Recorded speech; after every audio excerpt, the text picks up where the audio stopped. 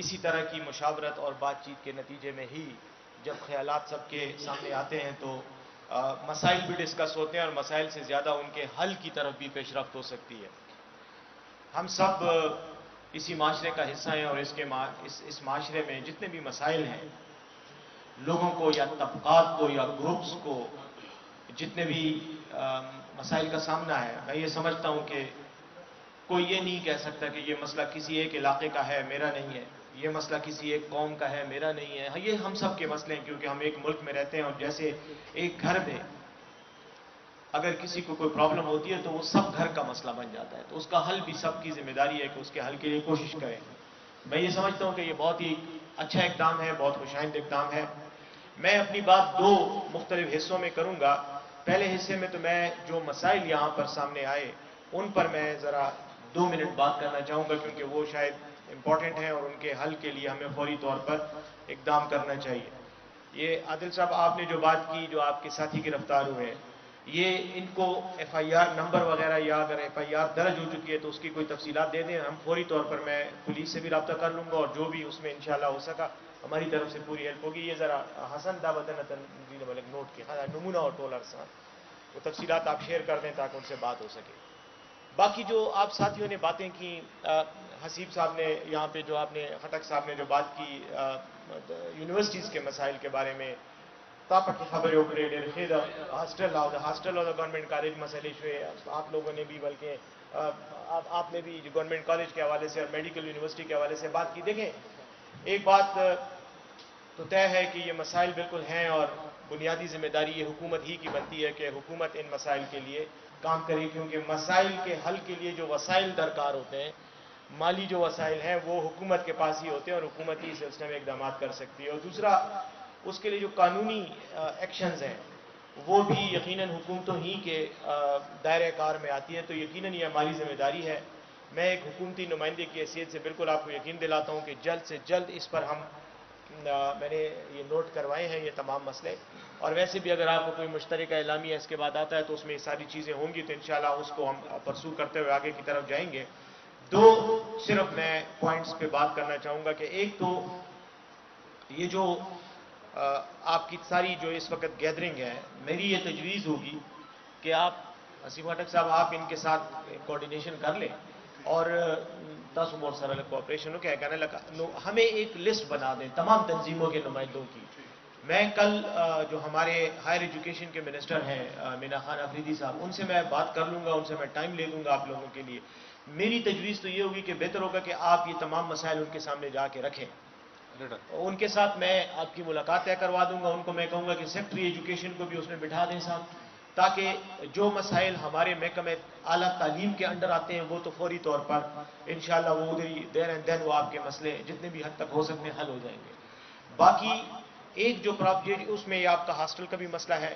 جو government college کے، لیکن میرے خیال میں یہ صرف گورنمنٹ کالج کا نہیں ہوگا، یہ اور ہاسٹلوں کے بھی مسائل ایسے ہی ہوں گے. اچھا پھر کمپیوٹر سائنس، ہاں بس دادی کرنا، یہ سارے مسائل ہیں، یہ آپ ان کے سامنے، بلکہ میری تجویز تو یہ ہوگی کہ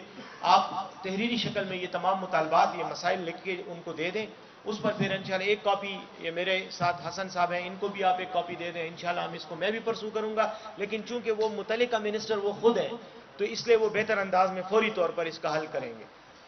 اس کے علاوہ دوسری بات یہ آپ نے کی جو یہاں پر آپ نے کے ایم یو کے حوالے سے بات کی کہ اور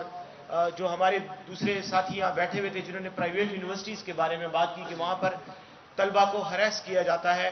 نمبروں کے الاٹمنٹ میں، کیونکہ وہی ٹیچر پرچہ بھی بناتا ہے، وہی پڑھاتا بھی اور وہی چیک بھی کرتا ہے. یہ واقعی ایک سیریس مسئلہ ہے. میں اپنے تجربے کی روشنی میں بھی یہ بات کرنا ضروری سمجھتا ہوں کہ امتحان کا اور اسیسمنٹ کا جو کنٹرول ہے وہ اس یونیورسٹی کے ہاتھ میں نہیں ہونا چاہیے، کیونکہ اس میں کنفلکٹ آف انٹرسٹ آ جاتا ہے اور کنفلکٹ آف انٹرسٹ کو ہمیں اوائڈ کرنا چاہیے. تو اس سلسلے میں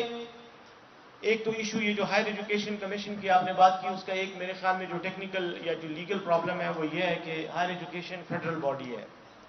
اور جو یہ پرائیویٹ یونیورسٹیاں یہاں پر کے پی میں ہیں کام کر رہی ہیں، ان کا ایشو یہ ہے کہ یہ پرائیویٹ یونیورسٹیاں خیبر پختونخوا اسمبلی کے دیے ہوئے چارٹر کے ایکٹ کے تحت معاصر وجود میں آئی ہیں. تو شاید وہ ایک کوئی قانونی اس میں تھوڑی بہت کوئی پیچیدگی ہو، لیکن وہ کوئی ایسی پیچیدگی نہیں ہے جس کا علاج نہیں ہوگا. ان سے بھی جب آپ مینا خان صاحب سے ملیں گے یہ نقطہ بھی ان کے سامنے رکھیں، میں بھی بات کر لوں گا، اور پھر ہم ایسا کریں گے کہ جو پرائیویٹ یونیورسٹیز کی باڈی ہے ان کے ساتھ بھی ایک میٹنگ رکھواتے ہیں. ان کے ساتھ بیٹھ کے میں بھی آپ کے ساتھ چلا جاؤں گا، ان کے ساتھ انشاءاللہ انٹریکشن کر کے یہ تمام مسائل بھی ان کے سامنے رکھتے ہیں اور ان کا حل بھی نکالتے ہیں. ٹھیک ہے، انشاءاللہ ہو جائے گا، فکر نہ کریں. میری ذاتی سپورٹ بھی اور حکومت کی سپورٹ بھی، اور یہ میرے ساتھی ہیں، ہمارے نوجوان ہیں، آپ بھی ہمارے بھائی ہیں سب. انشاءاللہ ہم مل کر اس سارے مسائل کا حل نکالیں گے، کیونکہ یہ مسئلے اسٹوڈنٹس کے نہیں ہیں، یہ ہمارے مسئلے ہیں، اور اپنے مسئلوں کے انشاءاللہ ہم اسی طرح حل نکالیں گے جس طرح انسان اپنے گھر کے مسائل کا حل نکالتا ہے. تو ایک تو یہ میں اس بات کے ساتھ دوسری ایک طلبہ یونین کے حوالے سے اب میں آتا ہوں. یدون صاحب نے بڑی اچھی تفصیل ہسٹوریکل بیک گراؤنڈ بھی بتایا، تاریخی پس منظر بھی بیان کیا کہ طلبہ یونینز کیا تھیں، کیا ان کا کردار تھا، پھر کیوں ان پر پابندی لگی. میرے خیال میں آپ سب میں سے ایک میں اور ایک یہ میرا دوست ہے رحمت اللہ داؤد صاحب، یہ اس وقت انجینئرنگ پڑھ رہے تھے اور میں خیبر میڈیکل کالج میں تھا. اب تو یونیورسٹی ہو گئی، اس وقت یہ کالج ہوا کرتا تھا. تو یہ اس دور کی بات ہے جب طلبہ یونینز پر پابندی لگی. تو ہم شاید واحد چشمدید گواہ ہیں اس افسوسناک واقعے کے. ہمارے دور میں طلبہ یونینز تھیں، الیکشن ہوتے تھے ہر سال. میں نے خود بھی چھوٹے موٹے الیکشن میں حصہ لیا، کبھی ہارتے تھے کبھی جیتتے تھے.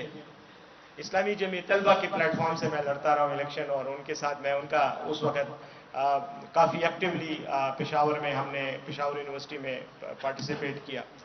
میں یہ کہنا چاہتا ہوں کہ یقیناً طلبہ تنظیموں پر پابندی جنرل ضیاء الحق کے دور میں ہوئی، اور ایک انتہائی میں یہ سمجھتا ہوں کہ افسوسناک اقدام تھا. اس کے بعض اقدامات ایسے ہوتے ہیں جن کے نتائج فوری طور پر آتے ہیں، اور بعض کے بہت ہی دیر پا اثرات ہوتے ہیں. میں یہ سمجھتا ہوں کہ یہ وہ اقدام تھا کہ جس کے نتیجے میں پاکستان کی سیاست پر بہت ہی زیادہ منفی طور پر دور رس نتائج اس پر رونما ہوئے. اور ایک وجہ یہی ہے جو ابھی ہمارے ساتھی نے یہاں پر بات کی، جدون صاحب نے بہت اچھی بات کی، کہ آج بھی اگر آپ سیاسی پارٹیوں کو دیکھیں، پاکستان کی تمام سیاسی پارٹیوں کو، تو ان میں وہ لوگ زیادہ برائٹ انداز میں، بہت روشن انداز میں آپ کے سامنے آتے ہیں جنہوں نے اپنے طالب علمی کے دور میں اسٹوڈنٹ یونینز کی سیاست میں حصہ لیا. یہ بہت ایک اہم تربیت گاہ تھی. تعلیم کے ساتھ ساتھ، لکھنے پڑھنے کے ساتھ ساتھ آپ کو ایک اجتماعی سیاسی شعور کی تربیت دی جاتی تھی. وہ ہم نے بدقسمتی سے اس ادارے کو ختم کر کے اس شعور سے اور اس تربیت سے، اس پروسیس سے اپنے نوجوانوں کو محروم کر دیا ہے. اور یہی وجہ ہے کہ آج کے نوجوان، ان کو شاید مشکل پیش آتی ہے اپنے پولیٹیکل نظریات کو یا اپنے پولیٹیکل جو ان کی سوچ ہوتی ہے اس کے اظہار یا اس کی تکمیل تک، یا وہ جو مقاصد ہوتے ہیں ان کے حصول کے لیے جو جدوجہد کا انداز ہے اس پر فرق پڑا ہے. اور یہی وجہ ہے کہ یونیورسٹیز میں خود کئی یونیورسٹیوں میں پڑھتا بھی رہا ہوں اور پڑھاتا بھی رہا ہوں. آج بھی میں کئی یونیورسٹیز کے ساتھ ایز وزٹنگ فیلو انوالو ہوں. میں بیچلر سے لے کے ماسٹرز اور پی ایچ ڈی ڈگریز تک اسٹوڈنٹس کو سپروائز بھی کر رہا ہوں. انٹرنیشنل اسلامک یونیورسٹی اسلام آباد، قائد اعظم یونیورسٹی، بحریہ یونیورسٹی اسلام آباد، پشاور یونیورسٹی، میں نے ان تمام یونیورسٹیز میں کام کیا ہے ایز اے بطور ایک وزٹنگ فیکلٹی ممبر.